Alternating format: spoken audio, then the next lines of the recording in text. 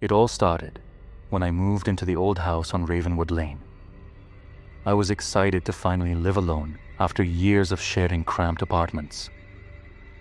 The house was cheap, almost suspiciously so, but I chalked it up to its age and remote location. From the moment I walked in, something felt off. The air was heavy, and the faint scent of mildew lingered, even though everything looked clean. The realtor assured me it was just an old house settling, and I believed her.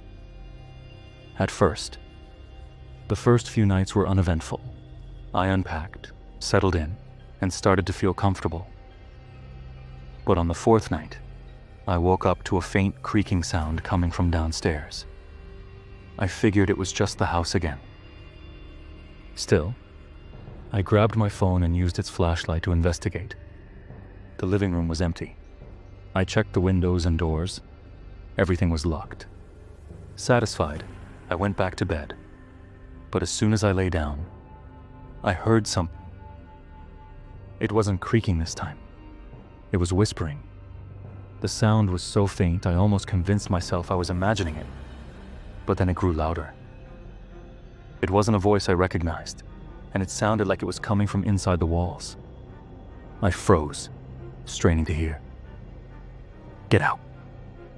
The words were barely audible, but they were clear enough to send a chill down my spine. I turned on every light in the house and stayed awake until morning. The next day, I told myself I'd been dreaming, but deep down, I knew that wasn't true. That evening, I decided to ignore the whispers and noises. I put on headphones and watched TV in bed until I fell asleep. Around 3 a.m., I woke up to a loud bang. It sounded like something had fallen in the kitchen. My heart racing, I grabbed a flashlight and went downstairs. The kitchen was a mess. Pots and pans were scattered across the floor, and the cabinet doors were wide open. I started to clean up when I noticed something carved into the wood of the kitchen table. It hadn't been there before. 4 deep, jagged letters spelled out one word: leave. Panicked, I called a friend and begged them to come over. When they arrived, they laughed it off, saying it was probably just my imagination or some elaborate prank. They stayed the night to make me feel better. The next morning, I woke up to find my friend sitting in the living room, pale and shaking. They said they'd heard footsteps outside the bedroom door all night. When they opened the door to check, no one was there. But the footsteps didn't stop.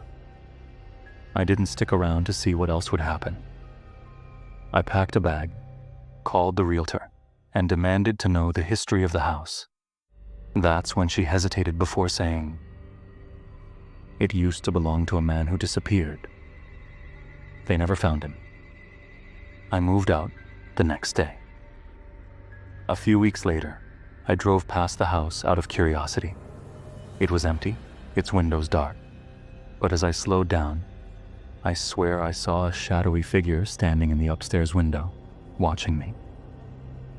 I haven't gone back since, and I never plan to.